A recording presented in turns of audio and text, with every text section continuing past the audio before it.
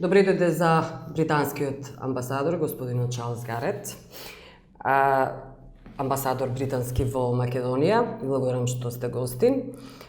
Последната криза која се однесуваше на преговорите всушност настана откако владеачките партии ВМРО, ДПМН и ДУИ поднесоа предлог закон за забрана на емитување на прислушуваните материјали или на бомбите. Тој беше повлечен, овој предлог закон беше повлечен. После, според некои информации, силен притисок на меѓународната заедница. Јас нема да ве прашам на каков тип на притисок имаше, се разбира, заради тоа што не можете да одговорите сосема, но кои се најцелисходните, најадекватните аргументи кога станува збор за преговарање, кога се на преговарачка маса две спротивставени страни? Со кои аргументи настапуваат преговарачите, односно посредниците, дипломатите, амбасадорите, за да успеат, како што сега се успеа во овој случај, да биде повлечен тој предлог закон, а претходно да се дојде до договор, до подпишување на договор, договорот од Пржино и така натаму? Well, I think the key factor to bear in mind here is that the situation is very complex. The working group discussions themselves are covering a very wide range of aspects of the resolution to the political crisis. And of course, it's not just a wide range of aspects, they're a very sensitive range of aspects as well. So it's important to manage that conversation in the most collaborative way possible within the constraints of the differences of opinion. And the best place for that, of course, is within the working group itself, under the facilitation and mediation of Peter van Gaarter and the other international community members there. So it follows that any other approach to trying to resolve this, any separate initiatives outside it which are not agreed within the working group, are going to make life more difficult for the working group. And that's important because the only way out of this political crisis has been set out by the Pržino Agreement, agreed by all sides, and setting out clear steps towards the elections, the early elections in April next year.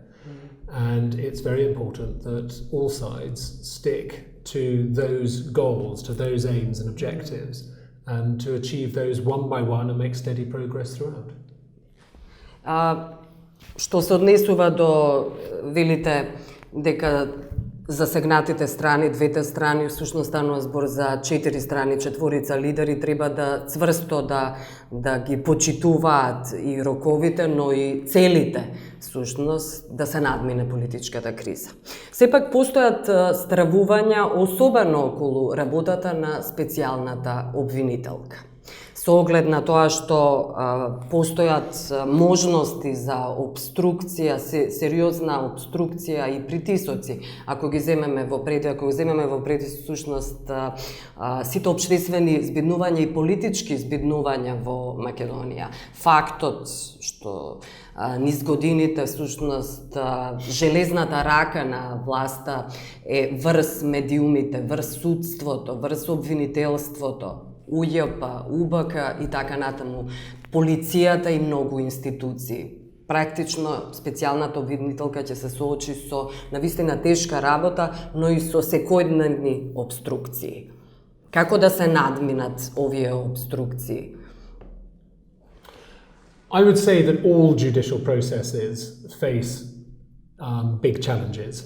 And the reason for that is that the stakes are very high.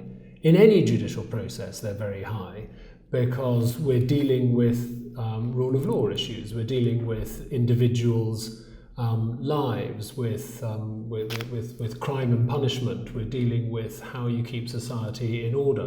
Those are the stakes that are at issue here, and it's important that that judicial systems should be allowed the space and support to be able to answer the questions that are put in front of them.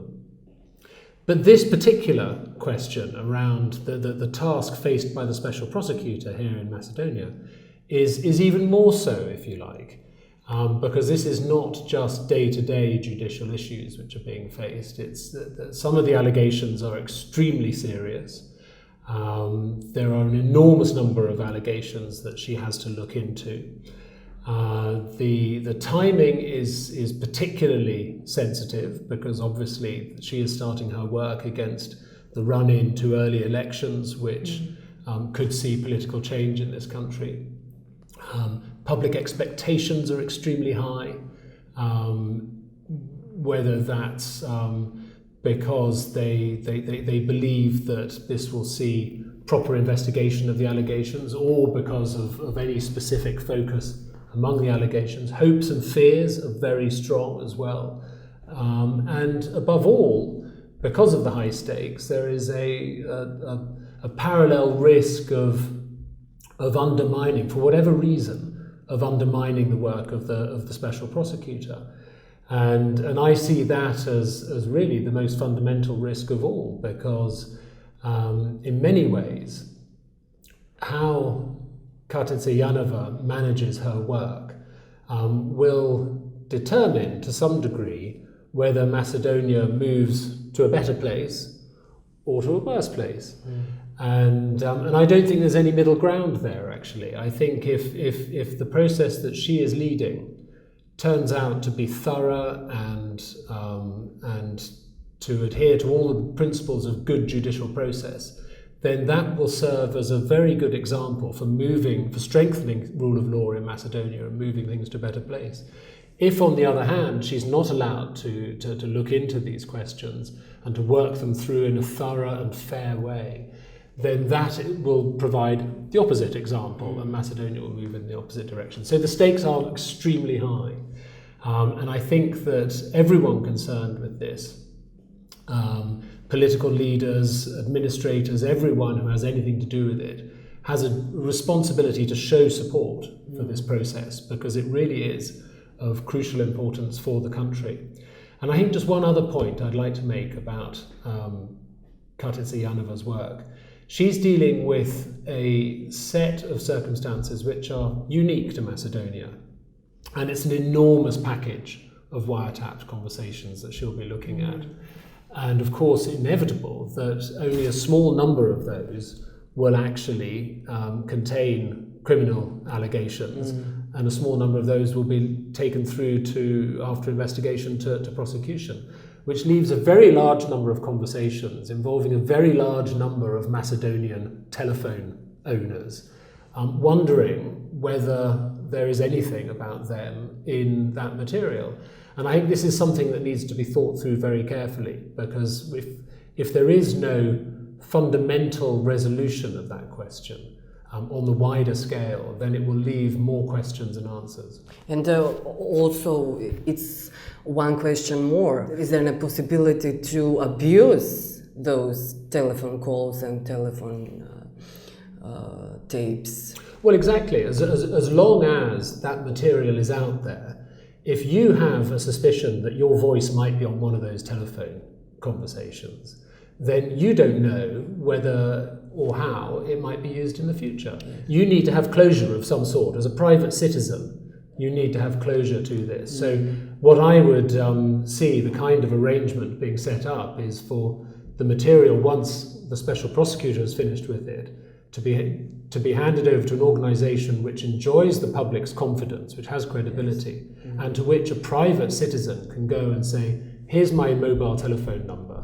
Do you have anything on me? Good example is Stasi, actually, and archives of Stasi, which are not closed for the public. Well, of course, all are, yes, closed. That was a different circumstance, a different country. But I think the way that Germany handled that question was a model, actually, because it enjoyed the credibility of the people. It had credibility, it enjoyed the confidence of the people, and it helped to allow German society in the reunified country to come to terms with that piece of history. So you've mentioned that every judiciary is facing some kind of challenges. Would you like to give us British example to compare Macedonian and British judiciary system? How they cope with those pressures and with those, the abuses, etc. The two systems, of course, are very different. You know, they are different in structure, they're different in practice, they're different in terms of their track record, and so on. But both are set up with the same aim, and that is to uphold the rule of law through credible, independent, transparent, rigorous, consistent practice of law. And it's through building up a track record of that sort that you get the most important defence against malpractice, which is the confidence of everyone involved, whether those are judges or lawyers or politicians or policemen or prosecutors or members of the public, defendants, you name it. Everyone who has some sort of role must have confidence in the system for it to work properly and to achieve all those goals.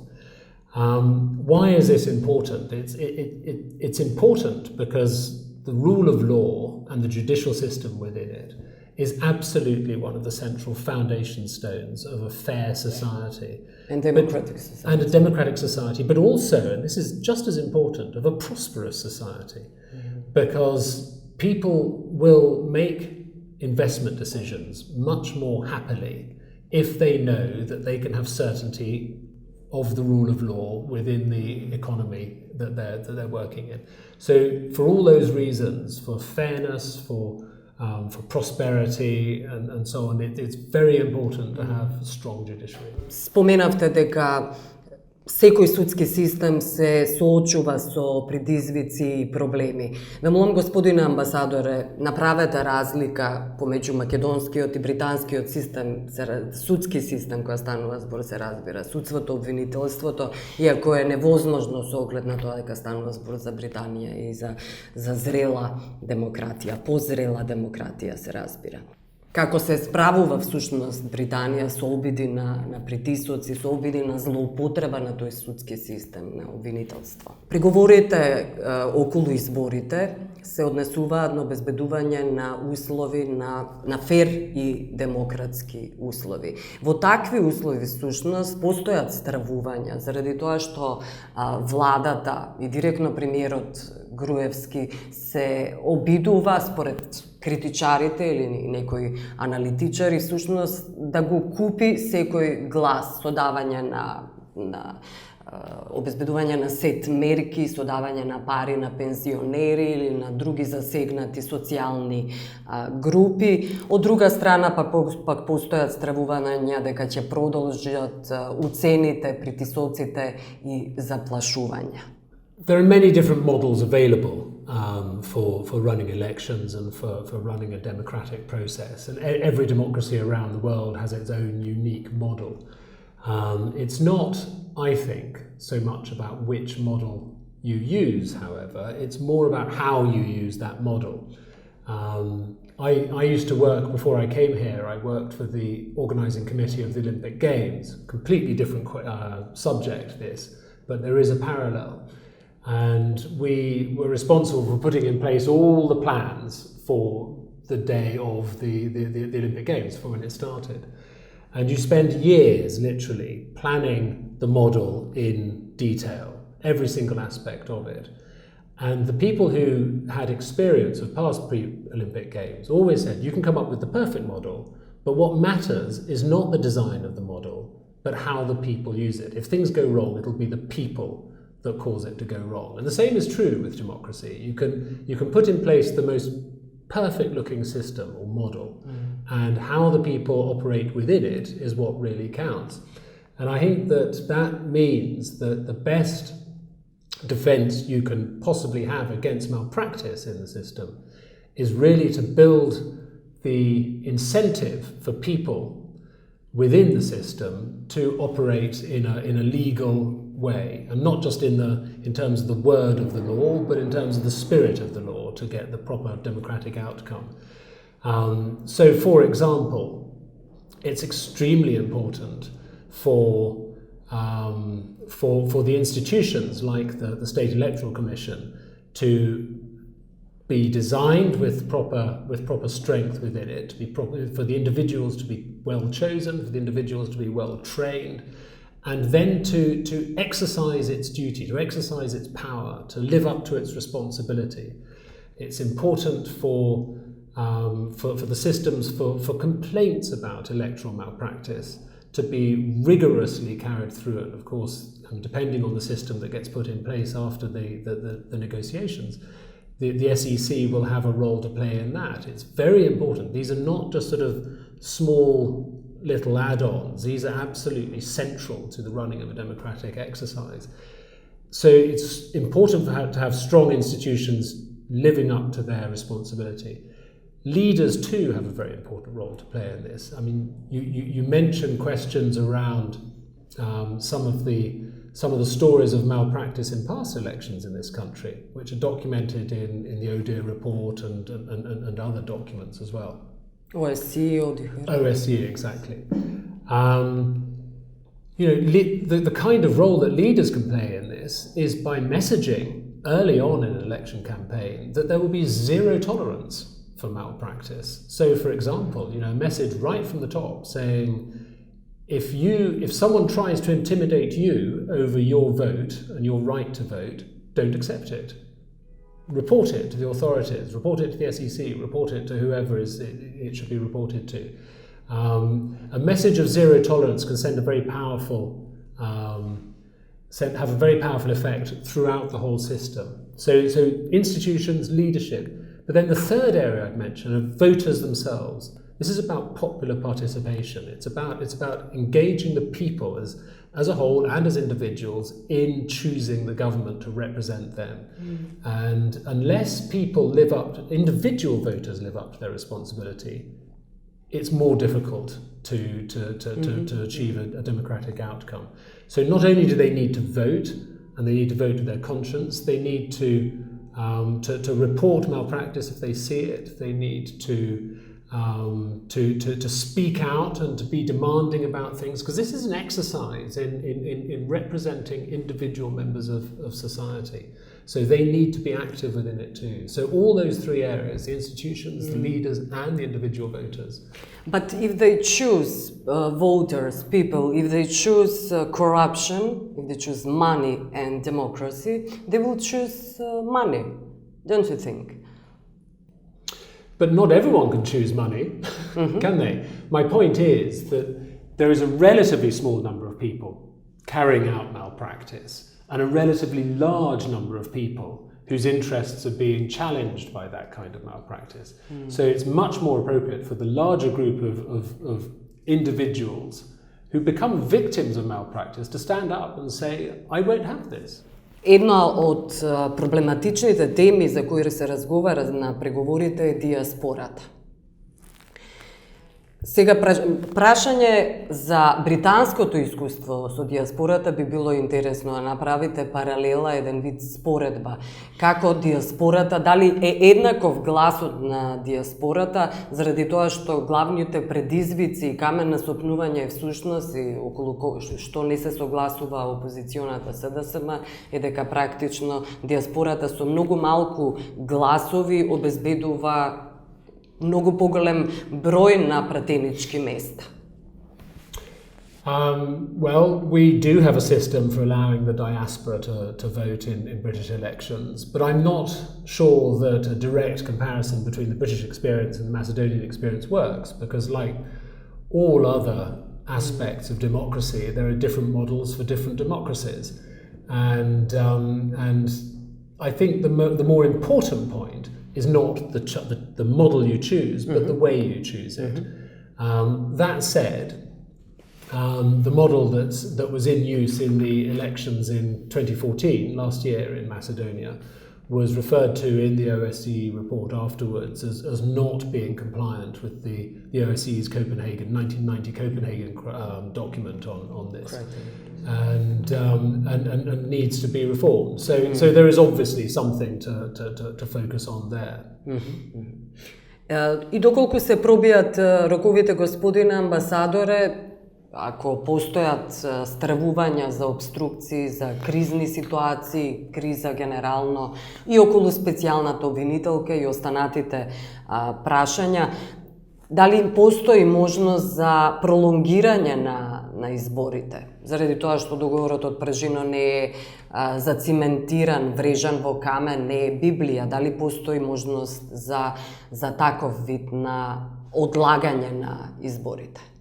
No, I don't think that is something that anyone should be contemplating now. The date for elections in April next year was set in the Prżino Agreement. It's a very tight deadline, there's no doubt about that, with milestones set out to get there. But there are enormous risks around putting off the elections. Not least that it changes people's expectations. Once you've postponed it once, why not postpone it again? You've got a deadline, we should stick to it. One of the challenges around that, of course, will be that it's a relatively short period of time, and it's not going to be possible to reform both design of models and the way people implement them to a state that produces perfection in democratic terms. And the whole political culture. Exactly. So I think, part of a successful set of elections in April is going to be around the expectation of everyone involved in them, and understanding that progress in democratization is not something that happens overnight. It's not something that happens in 6 months. It's something that goes on and on and on and never stops, actually. I mean, we in the UK are constantly re-examining our democratic processes and introducing reforms to adjust to new circumstances or to improve something here or there. So in Macedonian terms as well, after April, the process of strengthening democracy here will continue after April.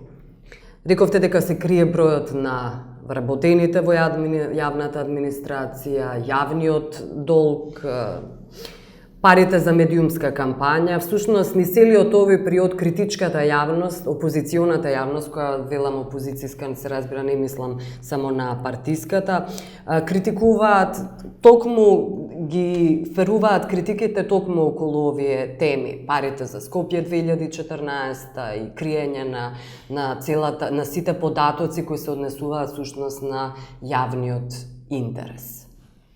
Well, I don't pass judgment actually on spending decisions in Macedonia. It's not my position to do that. It's for Macedonia and Macedonian institutions to decide how they want to spend public money. What I would say about public spending, though, is that it is extremely important for several things to happen. One, for decision-making to be taken in full understanding that the money that government spends does not belong to government. The money government spends belongs to the people. And they have to be transparent. Exactly, and that would be my second point, that because this money belongs to the people, decision-making must be transparent so that people can understand what exactly is going on. Where is the money being spent, and why is it being spent on that? Because they have a right to understand that. It is their money. Околу белгијалската криза, со оглед на тоа што имаме политичка, од една страна политичката криза ја надвиснала Македонија, но од друга страна постои голема опасност. Имаше прилично голема опасност со бегалската криза, дури министерот за надворешни работи Никола Поповски најави ограда, еден вид градење на ограда по примерот на Унгарија и на Виктор Орбан, што предизвика навистина гнев и критики кај дел од јавноста. Имате ли порака за македонските власти во овој контекст, но и за македонските граѓани? Well, I don't think there's any message that I can necessarily give the Macedonian government which Mr. Popovski and Mr. Chavkov won't already have heard from the Luxembourg meeting yesterday. This crisis is an extraordinarily complex and serious crisis That goes without saying. But answering the crisis, resolving the crisis, or handling the crisis requires a series of complex, collaborative pieces of work between institutions within a country like Macedonia, between countries which border each other, so between Macedonia and Greece, between Macedonia and Serbia, between all the countries in the chain. And it requires all of those countries and others to come together to look at how you handle the situation in destination countries, how you handle the situation in the transit countries like Macedonia, and indeed, and it's a very important piece, this, what you can do to ameliorate the situation in the source countries as well, because of course until that is properly handled and properly resolved, this problem will continue. И, господин амбасадоре, последното прашање, што ќе се случи после ова интервју? Вие сте и бевте напаѓани низ целиот овој период, уште кога стапевте на функцијата, напаѓани од провладени медиуми, но всушност не е тоа прв пат, бевте напаѓани не само, веќе цитирам, дека сте отвориле војна со пола милион гласачи на ВМРО-ДПМН заради тоа што сте кажале дека сте изјавили дека треба да има привремена влада, но и често и вулгарно напаѓани, што не е прв пат всушност да биде напаѓан некој амбасадор, се сетиме на американскиот амбасадор Пол Волерс или пак на европскиот ЕУ амбасадорот Ерван Фуере. Голем број на аналитичари сметаат дека всушност овие напади доаѓаат директно од канцеларијата на власта на Груевски, практично станува збор за директни наредби, инструкции, директиви дадени од власта. Well, I don't know what's behind those particular articles, but the United Kingdom is a critical friend of Macedonia, and that is clearly the best type of friend you can have, because it provides the best type of support. I came here as an ambassador in May of last year, determined to live up to that role as a critical friend of Macedonia. After all, if something needs fixing, what use is it to Macedonia if international friends won't say what it is? It's always easy to say a nice cuddly thing. It's always easy to hear a nice cuddly thing, and it's much more difficult to hear something which is a less comfortable truth, if you like. But it's only through hearing the difficult messages and speaking the difficult messages and having the difficult conversations that progress can properly be made.